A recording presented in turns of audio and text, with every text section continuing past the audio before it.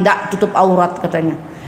Ya, makanya itulah wanita yang nggak nutup aurat itu sesungguhnya setiap waktu dia berzina, ya, karena dia memamerkan auratnya. Maka ayo tutup aurat, ya. Iya, betul, dia aja orang tersinggung, Umi. Iya, tapi banyaklah yang tersinggung tuh. Tapi saya sudah tahu konsekuensinya dari dulu, bertahun-tahun aku live ini, ya. Udahlah aku tahu konsekuensinya. Kalau mau jadi pendakwah yang tidak ada hatersnya, kalau mau jadi pendakwah yang tidak ada penghujatnya, tidak ada hate comment, carilah tema-tema tuh tentang apa itu? Tentang alam kubur, ya, tentang menjadi istri solehah. Tidak ada yang hujat itu. Tapi kalau kita sudah bicara tentang haram hukumnya buka aurat, haram hukumnya ngeriba, ya, neraka jahanam tempatnya pelakor, banyaklah itu yang tersinggung gitu, ya, banyak yang tersinggung. Tapi itulah konsekuensinya memang. Siap kita dengan konsekuensi itu, ya, siap saya dengan konsekuensi itu, ya, karena memang kita ini tujuannya menyampaikan kebenaran saja, bukan mencari pembenaran. Buat apa saya mau cari pembenaran? Nyampein kebenaran bahwa perempuan yang memamerkan auratnya setiap saat itu dia dicatat oleh malaikat itu dia berzina. Ndak berzina, Umi, siapa yang itu berzina namanya, karena dia pamerkan auratnya. Ada laki-laki yang bersyahwat melihat auratnya itu, maka dia dicatat sebagai orang yang berzina, bermaksiat itu. Bayangkan kalau dia mati itu dalam keadaan dia nggak berjilbab tadi, ya, nggak nutup aurat tadi itu, gimana mungkin dikatakan bisa masuk surga? Ya bisa jadi juga masuk surga kalau itu Allah ampuni, ya, karena dia nggak nutup aurat tadi terus Allah ampuni gitu kan, ya bisa saja masuk surga. Tapi kebayang tidak, menutup aurat ini kan perintahnya wajib, ya, konsekuensinya kalau nggak dia jalankan kan dosa dia. Belum sempat dia bertobat, belum sempat dia pakai jilbab, udah duluan di sambar sama puso tadi, ya kan, ngeri-ngeri sedap itu. Ayolah, apa beratnya pakai jilbab adikku? Siapalah pula yang bertanya tadi itu, di mana lah itu, di TikTok kah? Di TikTok itu. Tapi itu pertanyaan kemarin, Umi.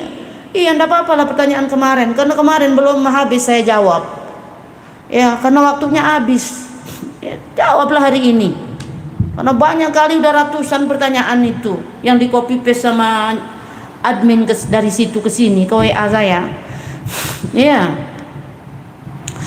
kalau masih berat nutup aurat itu banyak ingat mati. Makanya aku bilang setiap kau buka mata itu anggap malaikat maut di depanmu, ya, maka semangatlah kamu tetap cepat nutup aurat, ya. Lalu apalagi, Umi? Perbaiki circlemu. Mudah-mudahan orangnya ada di situ saya jawab pertanyaan ini, ya. Perbaiki circlemu, karena itu berpengaruh ke agamamu nanti. Temanmu itu siapa, teman kau kongko, siapa teman kau jalan, siapa teman kau makan minum bersama, itu mempengaruhi juga itu. Berteman dengan apa kata ini, berteman dengan penjual parfum, keciprat aromanya itu. Berteman sama pandai besi, dapat-dapatlah panasnya itu, ya. Maka pertemanan itu penting. Coba kau lihat pertemananmu, circle emak-emak tadi, emak-emak yang suka ngerumpi itu, ya, yang mulutnya kadang-kadang semeter keluar itu, setiap ujung gang ada aja dia, ya. Itu dijauhi itu, dijauhi aja. Nggak ada, Umi, di lingkungan saya ini emang emak-emaknya begitu semua. Ya udah, kau sendiri itu lebih baik, ya. La tahzan wa la takhaf, innallaha ma'ana. Udah selesai. Apalagi yang kita risau? Kalau memang benar kagak ada yang baik, tapi tidak percaya saya. Banyak orang baik di dunia ini. Kalaupun di situ tak ada orang baik, kaulah orang pertama yang jadi orang baik. Selesai. Nah, ya kan? Perhatikan circle itu. Tidak usah berteman lagi dengan mereka-mereka itu yang membuat kau itu malas untuk naikkan jilbab. Coba kau berteman sama mereka-mereka perempuan-perempuan yang berjubah-jubah itu. Ketularan nanti kamu berjubah di situ.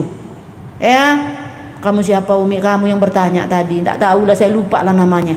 Siapa di situ? Berteman nama yang berjubah-jubah tuh. Jangan berteman nama yang enggak berbaju. Ikut kamu tak berbaju di situ.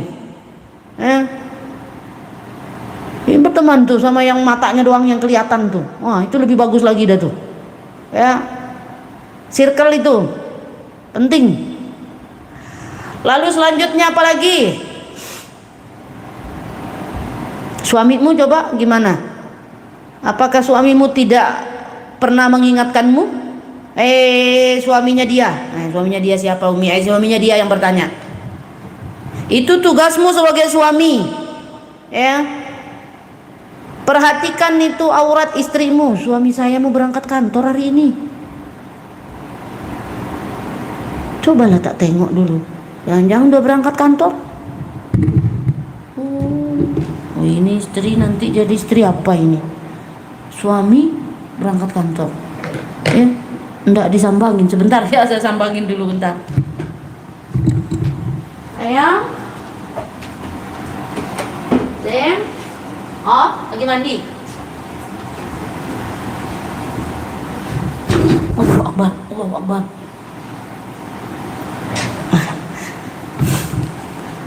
Baik, jadi gitu ya.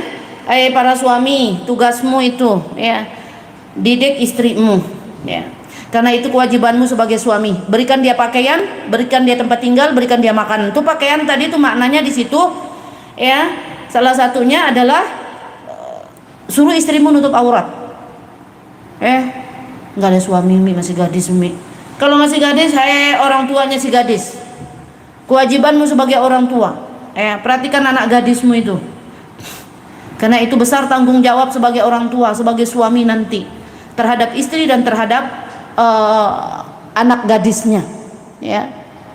Maka dipastikan anak gadismu kalau keluar rumah dia harus nutup aurat. Ya. Dan apalagi banyak berdoa, minta kepada Allah agar Allah lembutkan hatimu. Ya Allah, berikan aku petunjuk ya Allah pada jalan kebenaran ya Allah. Perbaiki ibadah-ibadah itu juga di situ semua ya. Insya Allah nanti Allah lembutkan hatimu adikku untuk menutup aurat, insya Allah ya. Karena kalau tidak nutup aurat maka perempuan itu tidur-tidurnya dicatat maksiat katanya. Kenapa begitu? Banyaklah foto-fotonya bertebaran itu di sosial media, enggak berbaju. Maka tidur-tidurnya dicatat sama malaikat tuh, maksiat. Mengerikan itu. Ya. Insyaallah ya bisa ya. Yuk kita kembali ke YouTube. Masya Allah, ini kenapa banyak kali lah pertanyaan di YouTube ini lagi masuk nih. La ilaha illallah. @starvi_ panjang ini nama ini. Izin tanya, sekarang ini saya sudah berumur 50 tahun tapi saya baru berhijab pada umur 40 tahun. Berarti selama itu saya berdosa karena saya belum berhijab Umi. La taqnatu min rahmatillah. Jangan putus dari rahmat Allah. Innallaha yuhibbut tawwabin. Allah itu Maha Pengampun. Minta ampun kepada Allah. Enggak ada orang enggak berdosa tuh. Semua kita ini berdosa nih. Ya. Tapi kan kita diberi peluang oleh Allah itu untuk bertaubat. Tiap waktu, tiap saat kita bertaubat. Ya. Dan orang yang dicintai Allah itu orang yang sedang bertobat, enggak usah risau ibu, bismillah ibu. Ya. Bismillah. Umur 50 tahun berhijab pada usia 40 tahun. Ya. Insya Allah Allah ampuni dosa-dosa yang lalu. Minta terus ampun kepada Allah. Ya. Kalau ada foto-foto yang sudah tersebar nggak ada jilbab itu, dihapuslah semua itu. Ya. Minta ke teman-teman tuh, janganlah kalian share foto nggak ada jilbab. Pokoknya minta dihapus. Ya. Dan sekarang lebih fokus lagi, ya, manfaatkan sisa hidup yang tak tahu ya seberapa lama lagi Allah berikan kesempatan. Apalagi kita ini umat Nabi Muhammad SAW ini ya 60 70 sudah goodbye dari dunia ini, ya, kisaran-kisaran segitu, ya, umurnya umat Nabi Muhammad ini sallallahu alaihi wasallam, ya, dikit, nggak panjang. Allahu Akbar, ya, 60 70 tahun, ya kan, sudah game over sudah itu, ya. Jadi teruslah perbaiki diri, Bu. Nggak ada istilah terlambat, Ibu. Namanya taubat tuh nggak ada istilah terlambat, ya. Walaupun sehari napasnya, Bu, sempat bertobat, Bu, insya Allah minta sama Allah, Allah ampuni, ya, dosa-dosa yang dulu.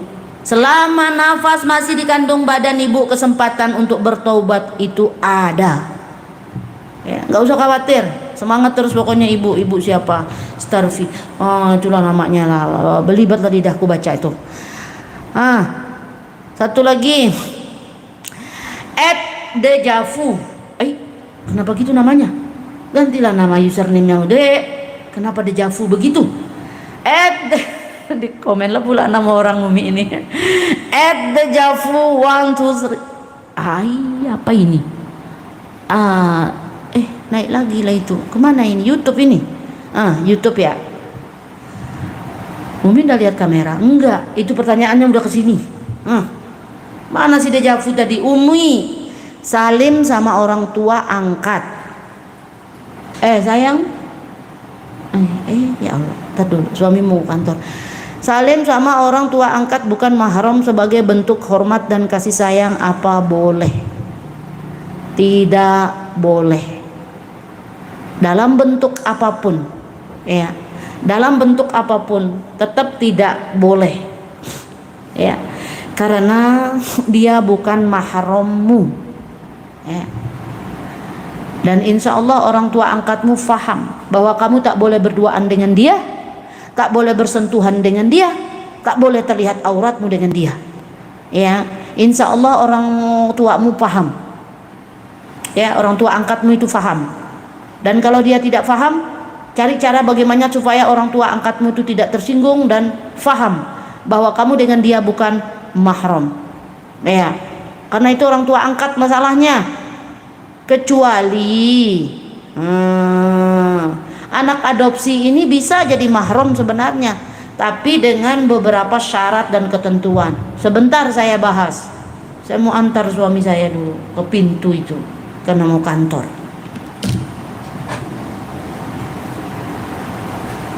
Sayang,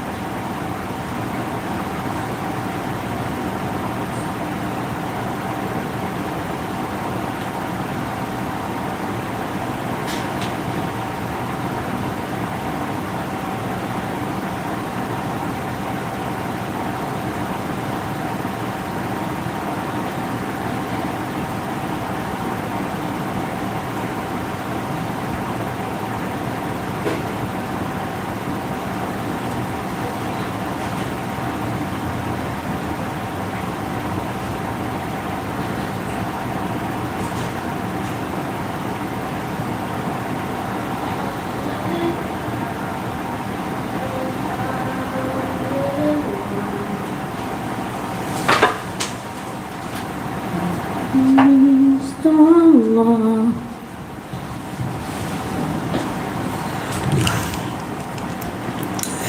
Baik, sampai mana lah tadi? Apa kita bahas tadi?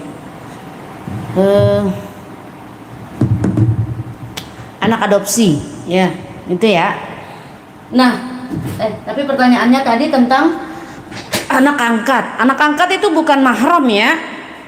Orang tua angkat itu bukan mahram ya. Tapi kalau mau jadi mahram anak angkat itu artinya diadopsi gitu kan ya, harus memenuhi syarat dan ketentuan ya. Dan tidak saya panjang lebar bahas di sini biar bisa nyampe ke pertanyaan-pertanyaan yang lain. Artinya nanti harus memenuhi syarat dan ketentuan, maka nanti bisa tersambung kemahromannya melalui jalur rodhoah namanya ya. Karena mahram ini dari 3 jalur. Nasab. Nah, nasab itu kan itu kayak ayah kita, bapak kita, ayah kita, ibu kita, anak-anak kita kan nasab itu.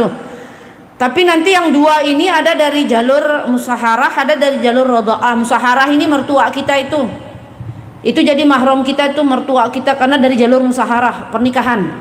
Sama anak tiri kita jadi mahram mu'abbad kita, mahram selamanya itu karena dari jalur musaharah tadi.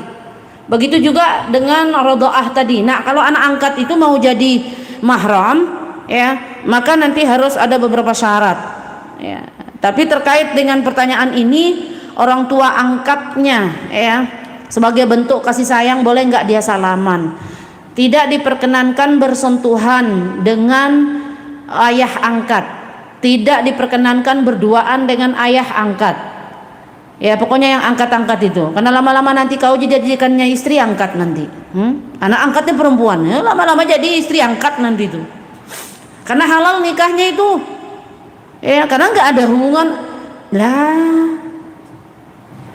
namanya juga yang angkat-angkat ya. Jadi haram konsekuensinya dengan anak angkat. Orang tua angkat itu haram berduaan, haram bersentuhan, haram terlihat aurat, nggak boleh. Halal nikahnya itu ya. Maka hati-hati mengangkat. Kalau mau ngangkat anak, misalnya nggak punya anak, ya udah cari ponakan gitu kan ya. Kalau dari istri cari ponakannya yang laki, kalau dari suami kita cari ponakannya yang perempuan gitu. Jangan cari yang laki, nanti nggak mahram dengan saya. Kalau ponakan dari saya, carinya yang perempuan, carinya yang laki biar mahram sama suami gitu ya. Kalau ada yang nggak paham masalah itu tanya lagi nanti ya. Dari dejavu sudah ya, ke atas lagi. Hazairi Yusuf 7121, perceraian tanpa dihadiri suami di pengadilan apakah sah, Umi? Ya. Terkait dengan kompilasi hukum Islam, terkait dengan urusan pengadilan ya, itu sudah menjadi aturan di pengadilan bahwa ketidakhadiran laki-laki ini, siapa yang menggugat ini ya, harusnya kan dia hadir. Kalau dia yang menggugat, taruhlah misalnya istrinya yang menggugat, dia khulu, tanpa kehadiran si suami pun di situ, suami ya, tanpa kehadiran suami pun di situ, qadhi itu atau hakim itu punya hak untuk memutuskan setelah menimbang permasalahan, memeriksa masalah dan segala macam. Itu urusan hakim itu ya. Lalu dipanggillah si suami ini, panggilan pertama, panggilan kedua, datang tak datang, kalau sudah memenuhi syarat bahwa ini sudah cukup untuk ketok palu sesuai dengan alasan dan sebagainya, itu urusan qadhi. Maka bisa jadi itu hakim ketok palu dan akte cerainya keluar walau tidak ada kehadiran suami ya. Karena kan suami itu bukan dari dipanggil oleh pengadilan, dipanggil, ada surat panggilan, cuman dianya aja yang mangkir, si lakinya, si suaminya gitu kan. Itu semua nanti dalam pertimbangan hakim itu ya. Karena faktanya di lapangan ya ada suaminya nggak hadir, tetap aja keluar akte cerai itu. Karena itu terkait dengan kuasa hakim di situ yang memutuskan ya. Lalu karena tentu nanti itu kalau di pengadilan itu memang agak ribet dan jelimet kalau ada salah satu yang tidak hadir gitu ya. Apalagi dia sebagai penggugat, misalnya si lakinya dia nggak hadir, dia penggugat dia nggak hadir gitu, memang agak ribet nanti jadinya. Atau misalnya istri yang menggugat gitu ya. Nah banyak kita melihat istri yang menggugat artinya dia khulu tadi kan pada akhirnya keluar akta cerainya karena memang cukup syarat dan